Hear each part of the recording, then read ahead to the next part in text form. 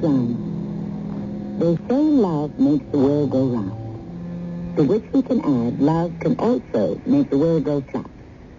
Love unrequited, love disappointed, love misdirected can create more havoc than war itself. Indeed, the history of the world has demonstrated that love can be more dangerous than hate. Ah, well, the fact remains that love is a gamble.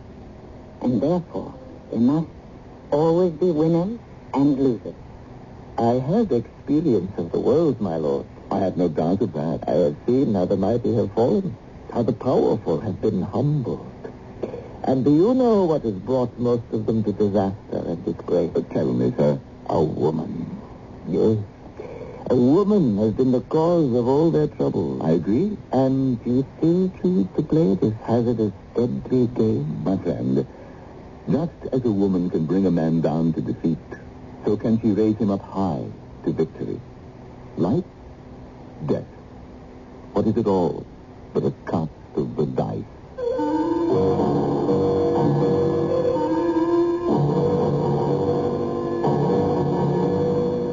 Our mystery drama, His Fourth Wife, was written especially for the Mystery Theater by Sam Dan and stars Russell Horton. I'll be back shortly with Act One.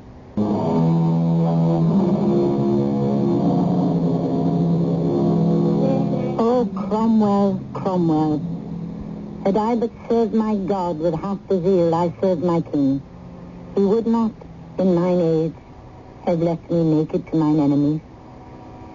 This cry from the heart is from Shakespeare's Henry VIII. The advice is being given to an ambitious, on-the-make courtier named Thomas Cromwell, who promptly proceeded to disregard it. The year is 1538. My name is Hans Holbein. I am the son of Hans Holbein. Like my father, I am a painter.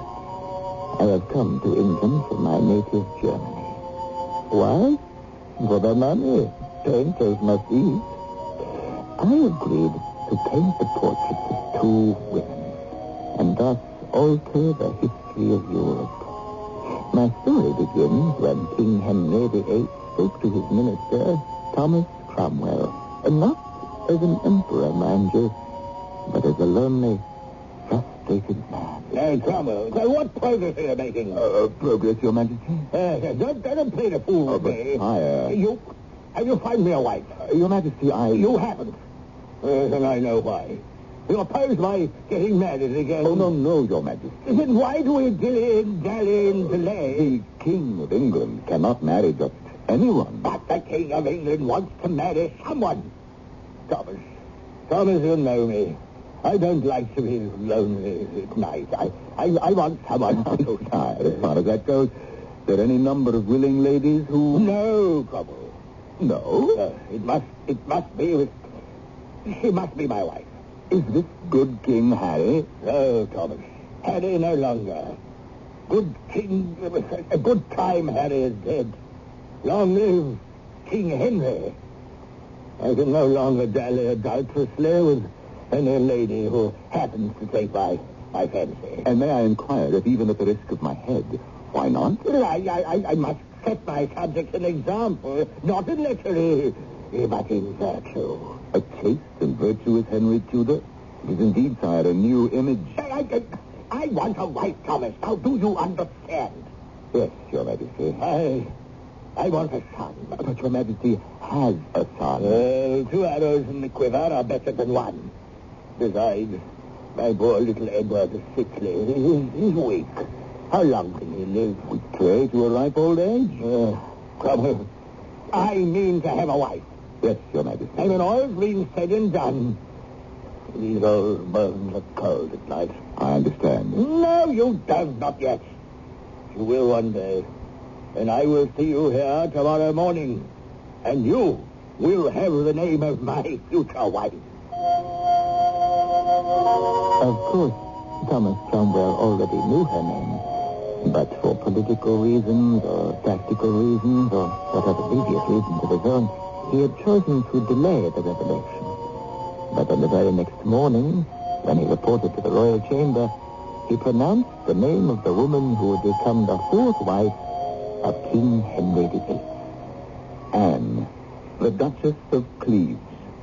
The sister of William, Duke of Cleves, Juliet, Gelderland and Berg, Count of Macchia, Zutphania and Ravensburg, and Lord in Rothenstein. Yes, I do not propose to marry a dagger of Dutch and Flemish provinces. I want to marry a woman.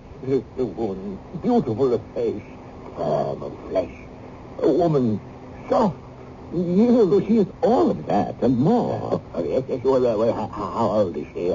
She is 24. Oh, it is an old maid. A paragon of beauty. Then why is she still a spinster? Well, her brother is waiting for just the right match. Sire, believe me, she is a splendid young woman of outstanding beauty. And besides, we must have an alliance with the Dutch and German states. Thus we checkmate the Spaniards and the French. Oh, believe me, Your Majesty, this marriage was made in heaven. She is tender and sweet and intelligent and healthy. She can bear children. And she is your candidate, Thomas. Why, I like to believe, Your Majesty, that she is England's candidate. Now tell me about Christina. Christina? Yes, Christina, a princess of Denmark. Oh, that Christina. Are there others? There is absolutely no practical value in a Danish alliance. And you know nothing about her? I have all the information. It is just that I did not think... Well, continue, Thomas. She is young, 16. The purest bloom of a woman's beauty. I understand she plays the lute. Oh, like an angel. Bookish. Oh, they say she is the most accomplished young lady in Europe. Oh, she speaks Latin and Greek and writes poetry and paints. Anne of Cleves matches her virtue for virtue and is of greater value politically, economically. I strongly advise Your Majesty. Yes, I know. Thomas, it comes down to this. Which of the two is the more beautiful? Have them brought here.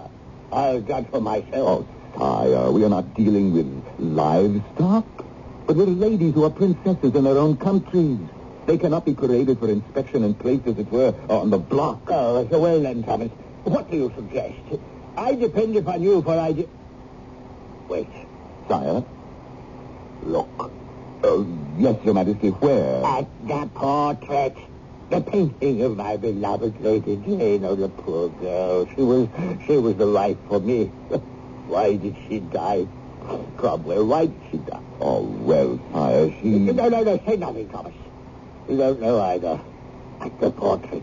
Is it not the exact likeness? Oh, yeah. It is as if the frame were a window and she were behind it, looking at it. Yes, and the painter, I see. He has not just been merely faithful to his feature, but he has captured the essence of my Lady Jane. He has found her spirit. Send for him at once.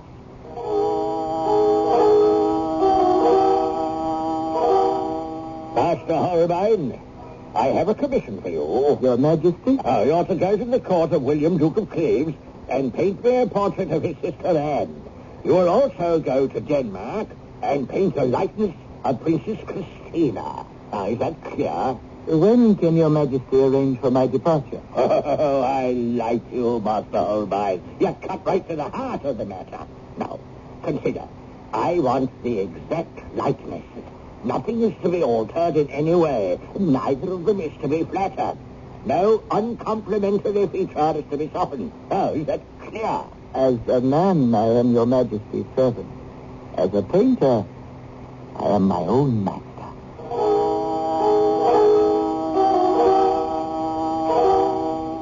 My Lord Cromwell. May I come in, Master Holbein? I am honored. You know, of course, the reason for your commission, Master Holbein? I can guess. We can say safely that you have the power to name the next Queen of England. I believe the King will make that choice, my Lord Cromwell. No. You will. It depends on what he sees in those paintings you will make. And he can only see what you choose to put in. Is there a motive for this visit, my Lord Cromwell, or have you merely come to wish me Godspeed? Master Holbein, you are truly a man after my own heart. So, my lord?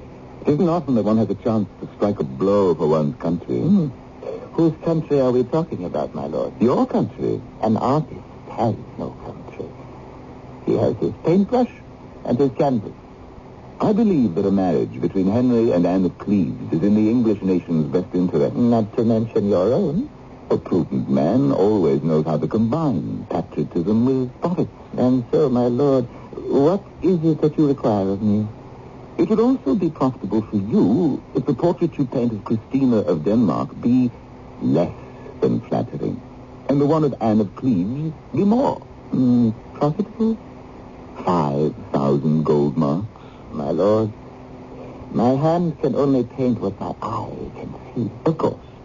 And your eye can see a great deal for, shall we say, 10,000? My lord, I shall paint both ladies. I shall commit to canvas what is there, not a shade less, not a brush stroke more. 20,000. My lord, I thank you for your offer. But you send me away empty-handed? Not quite, my Lord Cromwell. I shall give you a piece of advice. Let him marry whom he pleases. Oh, but I cannot. May I ask why? I must control his new wife. Because if she does not owe her position to me, she will owe it to someone else. And he will replace me in the king's favor. You play a dangerous game. The royal court is a dangerous place. The king is a dangerous man. I look at his face. I feel all his passions. Sometimes it seems he makes a man his favorite only to devour him later. Yes, one must know how to deal with him. Is there a way? Oh, yes. For all his bluff and hearty exterior, for all his extravagances, he is at heart only a child. Which makes him even more dangerous. Only to those who do not know how to handle children. Which is, of course, the most difficult and demanding task in the world. Yes, a child. A child with the awesome power of life and death over millions. The power to destroy, pardon, condemn, wage war, declare peace. There was something childlike about all the great tyrants of history. Something willful, irrational, unpredictable. We shall return to our politics and matchmaking in Renaissance England shortly.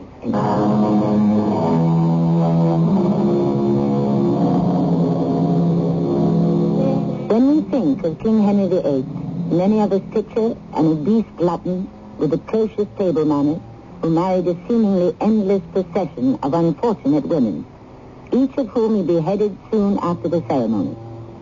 Actually, the legend has become very much larger than life. While it's true that Henry may have married often, he did not marry lightly, and each wife was the center of a political maelstrom, which could and did destroy an entire royal court. Watching the scene with his painter's detachment is the famous contemporary artist Hans Holbein, the younger. I had decided to paint Christina of Denmark first. It was arranged for her to meet me in Brussels, where she would pose for the portrait. She received me in the palace of her uncle, the Duke of Flanders. At the sight of her, I caught my breath. Blonde hair, blue eyes, delicate features, very common enough, perhaps. But there was a quality in her that transformed what would have been merely pretty in a lesser lady to sheer radiant beauty. Master Holbein, Your Highness, you are considered the finest painter in Europe. I thank Your Highness for the compliment. Well, sir, to business. No, not business, but pleasure. I find you a most interesting, attractive, exciting model. I would have you know, Master Holbein, I am here under protest. I have no wish to marry King Henry. May I ask why? Because I do not have two heads. When he cuts this one off, I'm quite finished. I am not here to defend King Henry, but actually those stories are not true. He has only had 3 wives. He is almost 3 times my age. I want to marry for love. A princess must marry for policy. But not a gross libertine. Tell me, Master Holbein, with whom am I competing? Anne of Cleves. Anne of Cleves. Oh, may the good Lord have mercy, I am lost. What are you saying? Anne of please. She's a cow. Stupid, clumsy. Oh, no. No, there must be someone else. Is there something I can do to make myself look ugly? I'm afraid not. What might be ugly for you would still be beautiful where most women are concerned. How can I marry Henry of England? How can I marry him?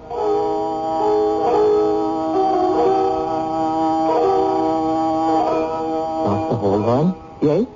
I am Duke Charles of Jutland, your Grace, uncle to the princess. I understand you have been commissioned to paint her portrait. Yes, for the edification of King Henry. So I have been told. But let me come to the point, Master Holbein. It is of vital importance to Denmark for our princess to be chosen. You can appreciate our position? I can understand it. Yes, excellent. It's always joy to speak with a man of the world. We would certainly express our gratitude in a most tangible manner. You need only name your price. I have no price, Your Grace. Well, surely you must comprehend what I've been trying, as I've already told someone else who made me a similar offer. My hand can only paint what my eye can see. And I could also see that this would be the time and the place where my fortune could be made. I could become rich beyond my wildest dreams. And after all, what was it to me which one of them would become Queen of England? I could collect from the partisans of each lady. Well, I could, but I didn't. And I really didn't even know why. Do you still want me to hold this pose, Master Holbein? Master Holbein? No. Relax for a bit. Is something wrong, Master Holbein? No. Then what is it? I'm not sure. Is something happening to you? Yes. Something is happening. Inside me. What? I'm dying. Dying? Are you ill? I'm sick at heart. My soul is shriveling. My blood is turning sour. Have you consulted a physician? This is a disease no doctor can cure. Why? What is it called? Henry VIII. Oh, I see. I feel that the light is going out of my eyes. I know. You know. I can see. What are you saying? Can you actually see inside of me, Master Holbein? Come here. Look at your portrait. Oh, this is exactly the way I feel. Is it? Master, you have painted me, not the way I look, but the way I feel. Have I? Truly? Yes, oh yes. Please, this is important to me. Because if this is true, then I am no longer just a maker of pictures. I am an artist. Yes, Master Holbein. You are an artist. An artist. One who paints the soul of his subject, not just the outward trappings. Yes, this is my soul, or what my soul has become. You see, my face, pale, pinched, strained, my lips thin, bloodless, and my body tense. There is no lightness, no joy. This is what Henry has done to me. What the very thought of Henry has done to me.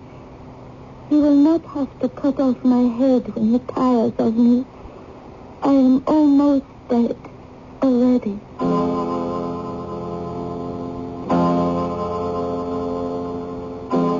I looked at that painting, and everything my father had tried to teach me about art suddenly was revealed to me. Yes. You paint what is within. You paint the life force. You reach for and reveal the soul. Of course, not everyone was as thrilled with it as I was. Why isn't she smiling, Master Holbein? I don't see her as smiling, Your Grace. But she has such lovely teeth, and her face appears to be lighted with sunshine when she smiles. I don't see the sunshine. Her lips are not that thin. And why is she pouting?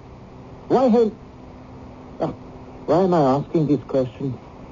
I know perfectly well what you did and why you did it. I painted what I saw, Your Grace. And I'll tell you what it was. The color of Thomas Cromwell's money. We know he favors Anne of Cleves. He has staked his future on her. And to ensure that future, he has first made sure of you.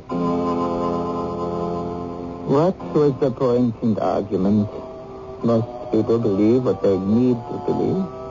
I could never convince him that Cromwell hadn't bribed me.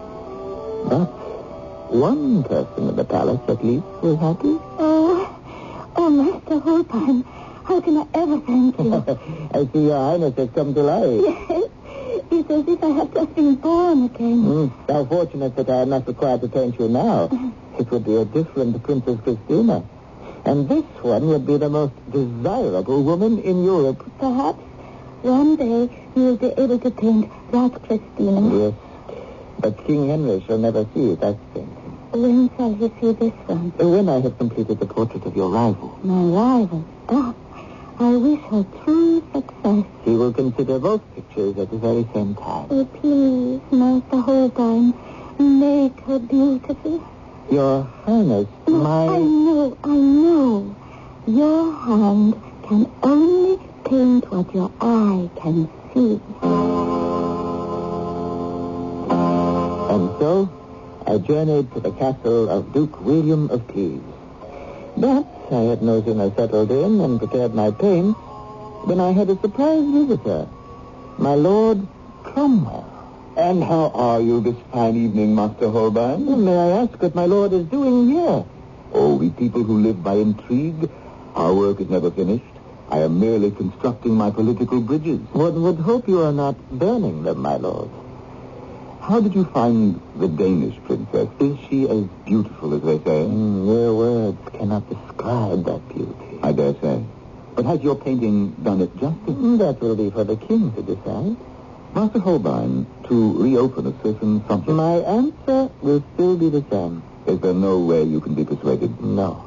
I would advise you to think it over, carefully.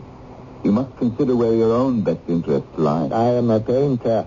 I have no interest other than my art. I've been sent here to fetch you, Master Holbein, and to conduct you to the Duchess. If, of course, it is convenient. By all means, my lord.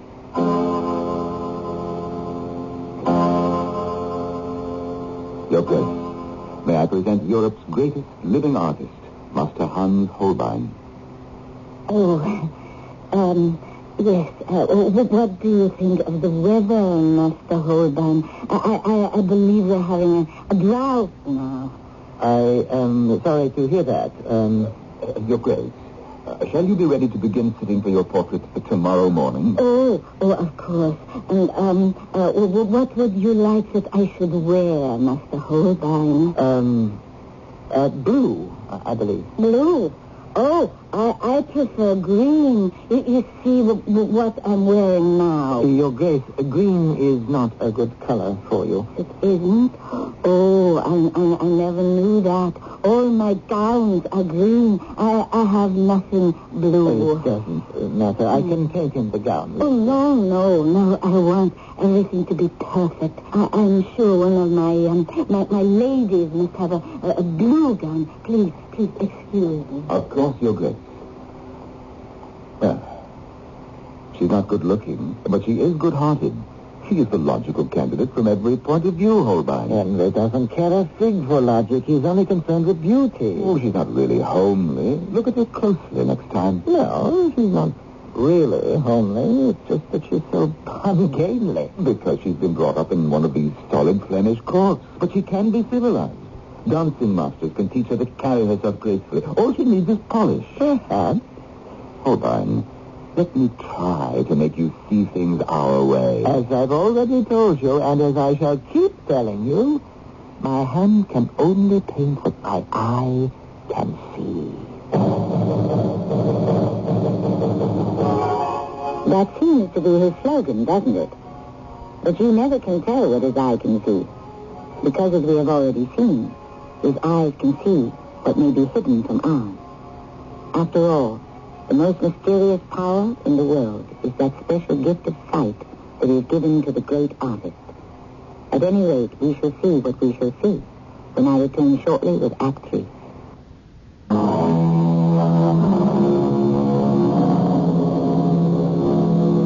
King Henry VIII of England fell madly in love with each of his wives. If he fell madly out of love with each of them later, and rid himself of them in various ways, well, what does it prove, except that he was, as the philosophers say, human, all too human, and being a candidate for the marriage bed of haughty King Henry was a serious business for the ladies concerned. Actually, it was a matter of life and death.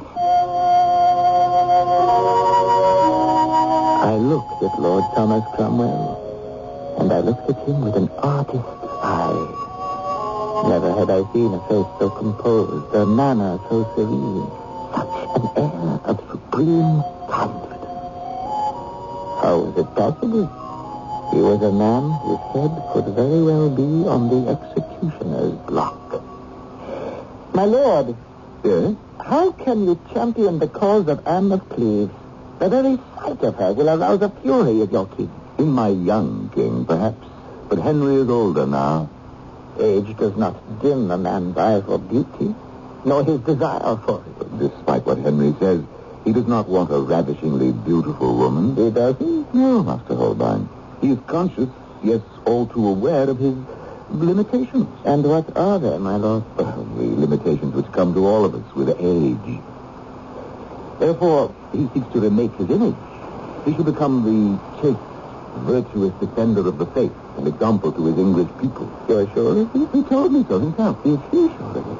Could it be another of his quickly passing fancies? An aging rake fears no one in this world so much as a beautiful woman. Knowing that his powers are failing, he will always feel that she is secretly mocking him. For your sake, my lord, I hope you are correct.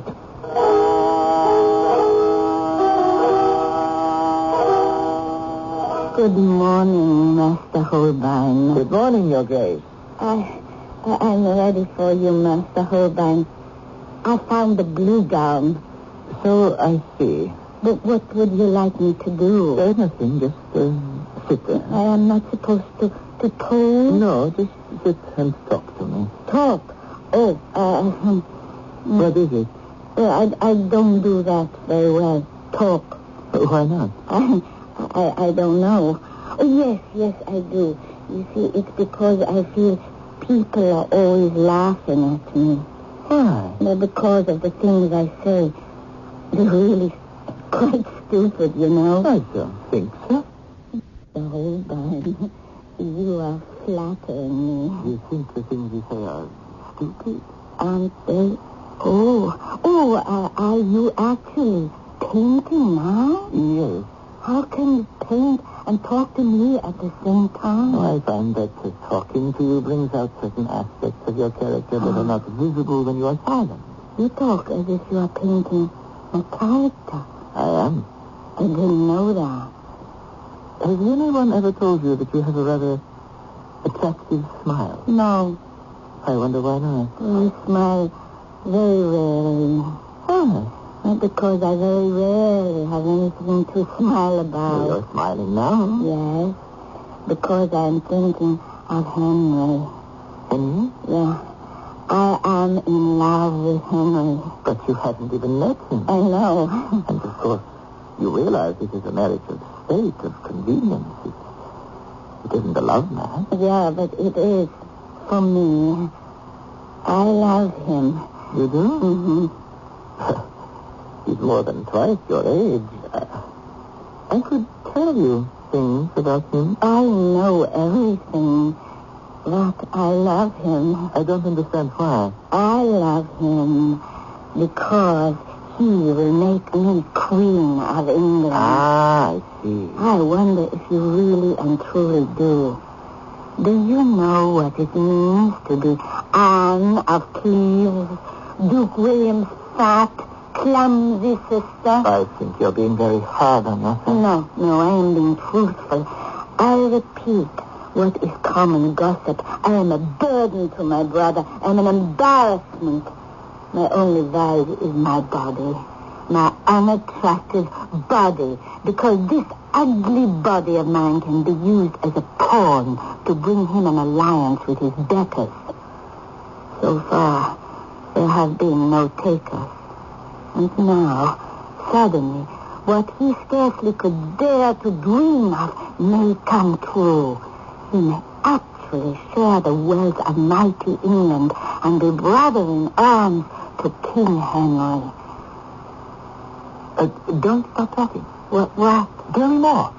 More of those things that light a fire in your eyes. Give a regal lift to your head. Fill your entire body with confidence. Confidence? Talk about Henry. Talk. And tell me more. It went quickly. Never did I have such an exciting subject. Never did I see deeper into the soul. I was like a man in a dream. But it was an exciting, exhilarating dream. I was hardly aware of the canvas. I only had eyes and ears for her. My love will be deeper, truer than any Henry has known in the past. And do you know why? Tell me. Because he will do more for me than he did for any of the others. How? He made each of them his queen. Yeah, but each one of them could have survived without the honor. Catherine of Aragon was a woman of wealth and power. Anne Boleyn was beautiful. She was desired by so many men. Jane Seymour was a lovely woman, a daughter of one of England's greatest family. Each could have found happiness somewhere else, with someone else. But Henry is my only hope. Yes, I know he is older, which means he needs more from me.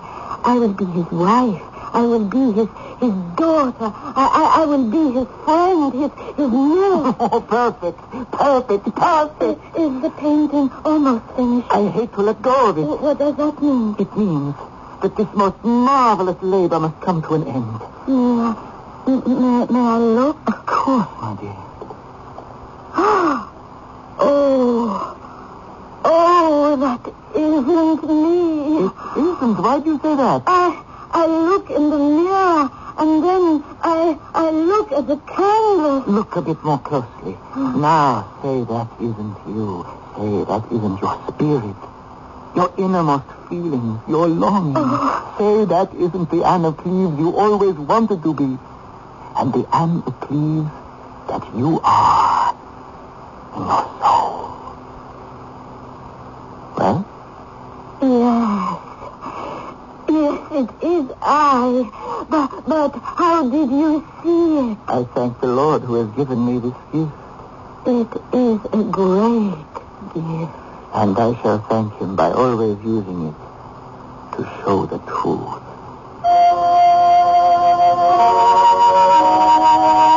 And now it was time to go back to London. And for that breathless moment when the king would inspect the results of my labors. Each painting was placed on an easel and covered with a drape. Both drapes were raised at the same time. She is absolutely magnificent. Which one, Your Majesty? Are you blind, Cromwell? Who would want Christina, this mean, pink-faced Viking, this cold, frosty, pouty spinster? Oh, but Anne, my Anne of Cleves. No, Cleves no longer, but England. Oh, she shall be Anne of England. Arrange for the wedding, Cromwell. At once, sire. Finally, we were permitted to withdraw, and I returned to my quarters. It had ended well, I thought. The one who despised him was spared. The one who adored him was chosen. Holbein, you shall have 20,000 gold pieces. My usual fee is 500. That is all I shall accept. I don't understand you, Holbein. I am only just beginning to understand myself. But as we grow older, perhaps some of us grow wiser. And now, what, my Lord Cromwell? The king is old and sick. His son is young and sick. In not too many years, both will be dead. Anne will be Queen of England. But Henry has daughters who are in line for the crown. That is not true. Mary is the daughter of Catherine of Aragon. That marriage was annulled. Therefore, Mary does not exist. And Elizabeth? She is the daughter of Anne Boleyn. That marriage was declared illegal. Therefore, Elizabeth is illegitimate. You play dangerous games, Lord Cromwell. They are the ones with the greatest rewards for the winner. And the most devastating penalty for the loser. Preparations were made to receive Anne at Hampton Court outside of London. She would land at Deal and travel through Dover and Canterbury. But Henry, aflame with love, could hardly wait. No, he would leave London and surprise her at Rochester. Yes, he would burst into the room and sweep his beloved into his arms. Well, he swept into the room, but... Anne, where is my darling Anne, my sweetest Anne? Step forward, Your Grace. Say something. Anne, where are you hiding? How do you do, Your Majesty? Who are you? Your Majesty, I present Her Grace Anne, the Duchess of Cleves. You are Anne of Cleves? Yes. I hope that Your Grace has had a pleasant journey. Oh, yes. The weather was fine. What does Your Majesty think of the weather? It was a disastrous meeting. I looked at her. She was the same dull, unresponsive, clumsy girl I'd seen at first meeting. Gone was the animation, the spirit, the fire. I prayed silently, please, my dear, show that you love him. Don't be afraid to show it, to feel it, to say it. Do that, and he'll see you as I saw you, as I painted you. Show him. But, she showed him. Oh, Lord, it was a catastrophe. Your Grace, I'm sure you have had a long and tiring journey. Perhaps you would like to retire and refresh yourself for dinner. Yes, I would like to nap. I always do in the afternoon. Oh. I will see you at dinner. Unfortunately, no. Urgent business recalls me to London. Oh. Well, we shall meet again shortly. Yes. Goodbye. Goodbye. Cromwell. Your Majesty. What were you thinking of, Cromwell? Sire, she represents the best value. Damn your soul, Cromwell. I am not buying a horse. It will be a most felicitous marriage. No, Cromwell. It will just be a marriage. May I plead with Your Majesty not to make a hasty judgment? We will discuss this further, Cromwell. Cromwell, gather together your gold, your silver, your jewels. Sell what you can for what you can get and leave the country. Stay here and you are a dead man. You think so? I see it in his eyes. I hear it in his voice. I have managed him since Wolsey's death. I can still manage him. The game is lost, Cromwell. Save your life. Whether the game is lost or won, we who play it must play it to the end. And the end came in a year. Henry divorced Anne and beheaded Thomas Cromwell. And I was commissioned to paint a portrait of Henry's fifth wife, Catherine Howard. All of which goes to prove, I suppose, that it was safer to be Henry's painter than to be his matchmaker. And also safer than being his wife. Poor Catherine Howard. She was the candidate of another power-hungry group. And when Henry tired of her, she lost her head. And most of her allies lost theirs. Love and politics. They do make the strangest bed companions, don't they? I shall return shortly.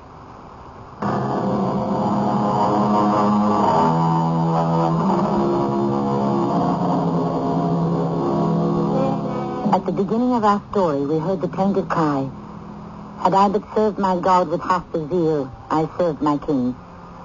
Of course, the thought was originally expressed, "Render unto Caesar the things that are Caesar's, and to God the things that are God's." And that's where all the problems begin, when it comes to deciding what belongs to whom. It's sometimes a terrible and often a difficult decision to make.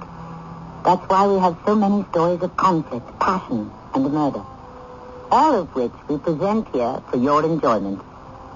Our cast included Russell Horton, Norman Rose, Earl Hammond, and Carol Keitel. The entire production was under the direction of Himan Brown. This is Tammy Grimes inviting you to return to our Mystery Theater for another adventure in the macabre. Until next time, pleasant dreams.